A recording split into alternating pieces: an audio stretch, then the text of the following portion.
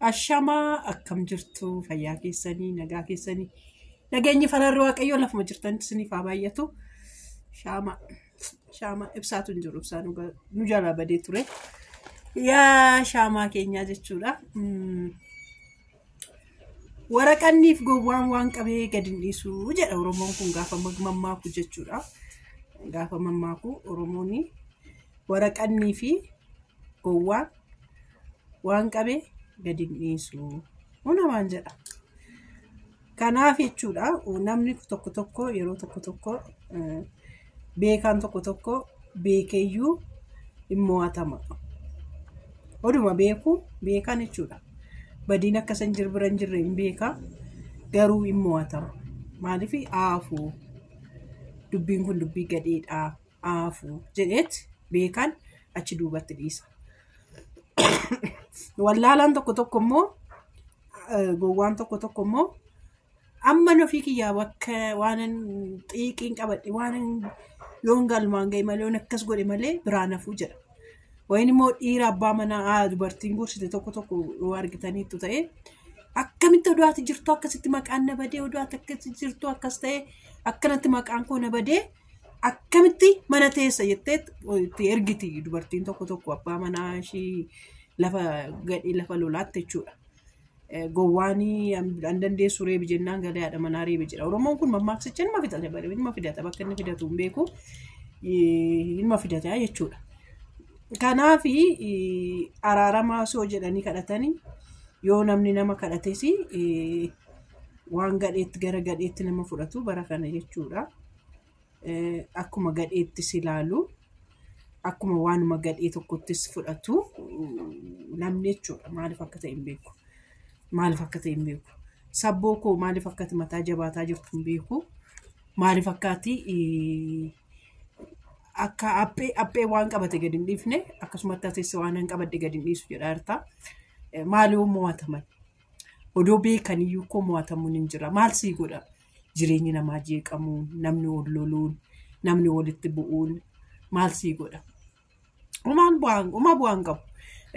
Waan bara darbuuf jirtu waan darbuuf jirtu waan hin dabarre dubbatanii odatti immoo ol madeessanii darbuun gaarii miti. Hin darba maaliif jechuun ammoo wal loluumsi keessan kun darbee booda walitti iyyuu firoomtanii fira cimaa taatanii irraanfachuuyyuu dandeessu. Garuu arrabni kun lafeen qabdu heeboon qabdu waan arrabaan nama tuqan garuu nama keessaan bahu. Waan arrabni dubbattu nama cabsee nama gubee nama waadee lafa nama godhaa jechuudha. Kanaaf dubbii kana yoo dhiifte yoo keessaa baate maal qaba?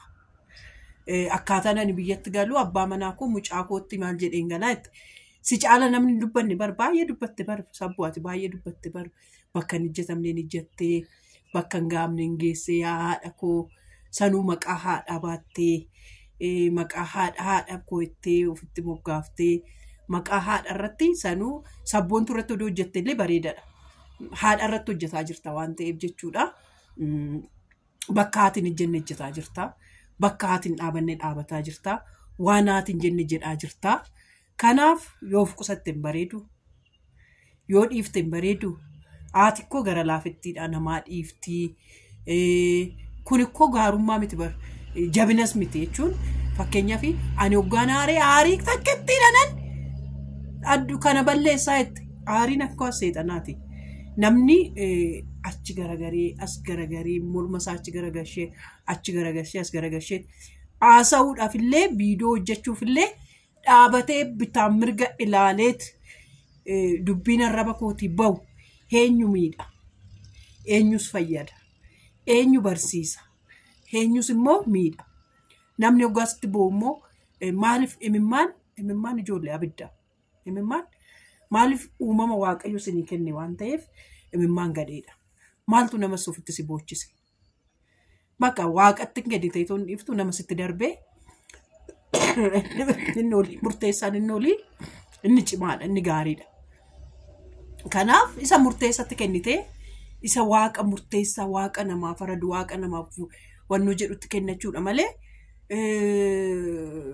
daqiiqaa tokko ati aarteetti haarii keessatti waan keeyyuu waan baay'ee balleessita jechuudha barkoo waan namaa qofa miti jechuudha amma mucaa kanaa hangadduu fi qabdanii hoggaa waanuma odee aartee waan baay'ee balleessaa oolte jechuudha waan jireenya ishii keessaa. Jireenyuma ishiitiif iyyuu gaddaa garuma fuulduraattiif iyyuu gaddaa ani aarii hin danda'u hoggaan aarii waan baay'een balleessaa gattu dhaabadhu hoggaa aartuu gadi bayii bishaan dhugi bishaan nama qabbaneessa bara nama tasgabbeessa aarii sitti dhufe sin aarta miti bishaan burcuqqoo tokko juu godhii dhugi akka uggaasan hin tasgabboofta gara yaada keetitti gara sammuu keetitti si fida inni godhi siin jedhu bunan dhugi yeroo san bunni humna sii kenniti miis kaaffeettu miti miis kaaffee sun humna sii kenniti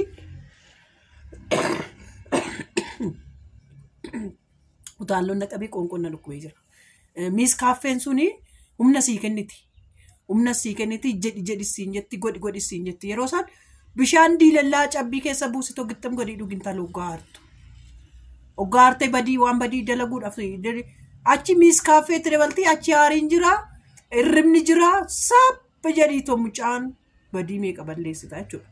Jireenyuma keetifiyyuu bultiidhuma keetifiyyuu waanuma keetifiyyuu kodhii dhaabbatanii yaaduudha.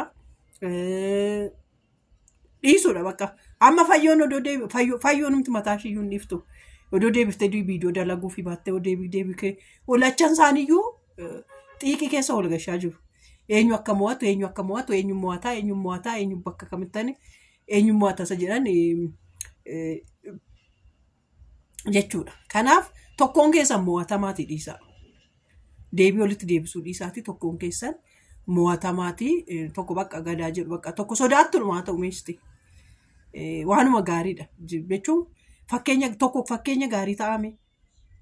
Fakkeenya gaarii ta'aati tokkoon keessan dhiisaa. Dubbii bareeduu miti jechuudha. Dubbii bareeduu waan hin taaneef tokkoon keessan mo'amaatii dhiisaa gaduma taa'aa siniin jedha. Fayyoon amma viidiyoodhuma hojjechuu hin dandeenye biraan kee hojjettee anaaf hojjettee jettii sabboontuun yoo faarfannaa faarfatte anaaf faarfatame jettii yoo diraamaan hojjetame anaaf hojjetame jettii waanuma jala deemtee naxima tokko guurrataa jirti. Silas inni nama arrabsu ati bareedduudha namaan hin jedhu inni nama arrabsu amaamoo dur yookaan warra amaamota haadha intalaa fi abbaa intalaa bira ta'anii wal arrabsan jechuudha. Warrabsan sargii jalatti jechuudha gizee sargii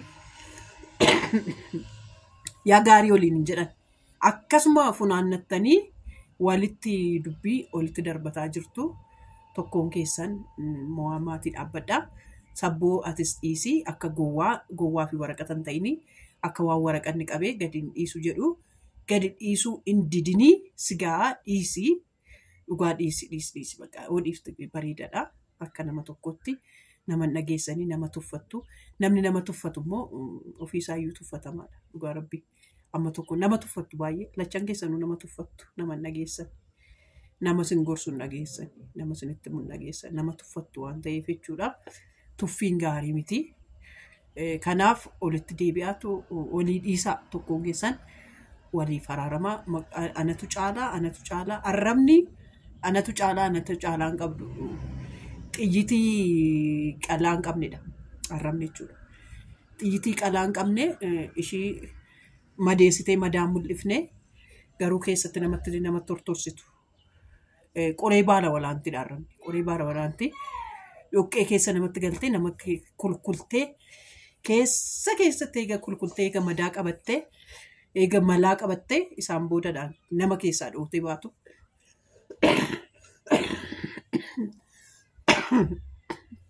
Dhiifama daawwattoota koo dhugaa rabbii hoggaan aarees hoggaan wanno jedhus hoggaan gammadu sanaani asmiin na hokkaamsa dhugaan aarsu dubbadhu kaleessa faasuus hin hojjedhu nan dhiisa jedheen ture garuu odoon beeknan hojjetaa jira ijoollee anumtuyyuu maalan ta'aa jira anumtuyyuu nagaa qabaa ilaata natti fakkaatu anumtuu nagaa qabaachuu.